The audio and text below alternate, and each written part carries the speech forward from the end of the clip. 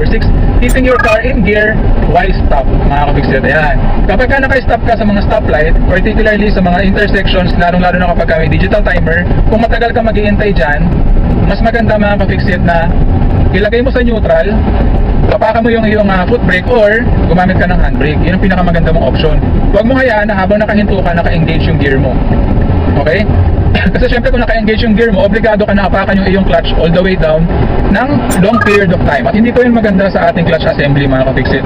Meron din pong unnecessary wear and tear yan sa iba't ibang parts ng ating clutch assembly, which is hindi po maganda, mga kapiksit. So huwag mo pong gagawin yan. Okay?